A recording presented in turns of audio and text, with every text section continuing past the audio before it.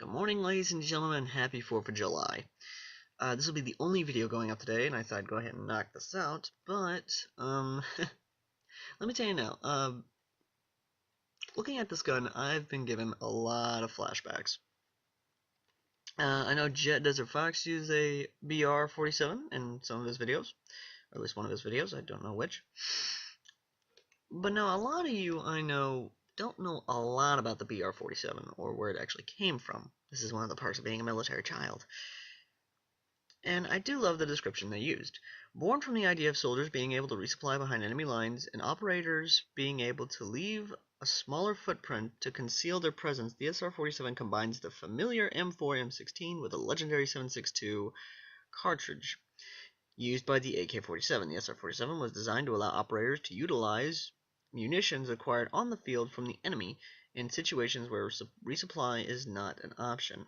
In addition, the SR-47 has the added benefits of sounding like a typical AK-47 and not an M16, which help mask an operator's presence, as well as being able to stay covert by not leaving any evidence, such as casings from a NATO weapon. I kind of like that. Now let's go to the encyclopedia. Let's see here. Blah blah blah blah blah blah blah blah blah. Okay, so basically, this was in service with the SEALs. Not even joking. This was insert. 6 were bought from the company for U.S. Navy SEAL trials, and apparently this came out of from Operation Enduring Freedom, because people kept running out of 5.56 or 2.23, whichever one really. Now, what's actually interesting is that the gun itself actually has a longer history than that. No joking. The SR-47, or the airsoft variant of the BR-47, which I'm gonna go back and forth. The SR-47 actually has a much longer history than that, and from talking to actual, well, gun historians such as myself, I'm still learning, mind you, the SR-47 actually went longer back, well before the term operator was even considered a word for military special forces. You see, the idea behind this weapon's creation was actually in case of Russian invasion or we going into Russia.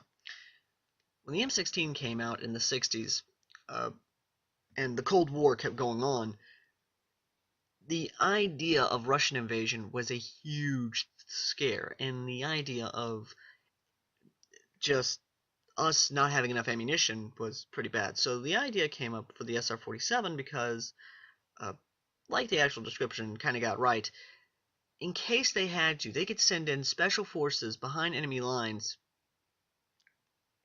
and have them armed with an SR-47, so that way they could disrupt enemy supply lines and still use it. So kind of like Wolverines, but with an M16 that accepts AK-47 rounds. What I really like about the design is, what I really like about this idea is that it came out of the Cold War. A lot of awesome guns that we have today stems from the Cold War, and the fact that we have that Cold War mentality about this gun. I mean, just looking at the gun, it freaking bleeds and drools Cold War. Now, the SR-47 actually has been seen in a lot of movies. Granted, not really good movies. Okay, Re-Kill was a good movie. I'll admit that now. And the fact that they called it an M16, I really hated that. It wasn't an M16 they were using. They were using the SR-47 with blank rounds. Just saying. Just saying. Now, what's actually interesting is that and I'm just going to say this now, is the idea behind it. Because the Cold War was a simpler time when we knew who the enemy was, and it wasn't impolitically correct to call them damn commies. Damn commie bastards. Because seriously, my granddad, I loved him to death. He served in Nam. And I would actually kind of poke fun at him and ask him, so what would you do if the Russians invaded? he would grab up the shotgun and immediately just start looking around, going like, "Where them damn commies? Where they at? Where they at?" I loved my granddad and I loved my great granddaddy, but the idea of this rifle was so absurd for the dime that I love it. And is the real steel just as good? Well, yes, actually. When talking to a lot of people who actually use the SR-47, the civilian version, a lot of them will say it's a dream. It handles like an M4, but you get the firepower of an AK. You get the accuracy of an M16, but you get the penetration of a 7.62. I personally would love to have one of these guns. I personally would love to shoot one of these guns, both real steel and, yeah, airsoft. I'm an airsofter, what can I say? But the big thing I loved about it is that, once again, the story behind it. The idea of this being given to special operations such as Green Berets or even the early days of the SEALs and being sent behind Russian lines to fuck up the Russians. I honestly would love to see a movie like that. Like, no joke. I would love to see a movie that would happen. But of course we know that would never happen because they'd be too dumb enough to actually press that big red button and just end it all. Just end all be all. So yeah, this never really did see a lot of service, but that's not the case. I've heard stories of people telling me that some special operations groups actually do use the SR-47 in Afghanistan. Now, whether this is true or not, I cannot confirm because a lot of them couldn't really say anything. So, yeah, it's one of those things of it's a need-to-know basis type deal. But, really? I still like the gun. I'm not even joking. With the stories and myths behind it, of the Cold War to modern day, where they're being used in Afghanistan by special operations groups, especially some Bulgarian anti-terrorist units, I I personally would love the gun. I really would. And the gun does prove a lot of interesting history. But the fucking price tag, just on this one, $288. Really, guys? Really? Let's check out the other price tags of the other SR-47, shall we?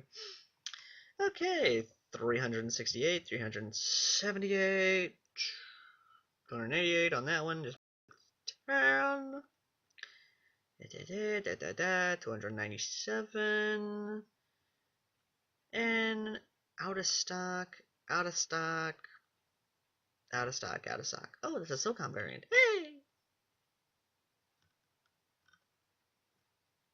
But yeah, guys.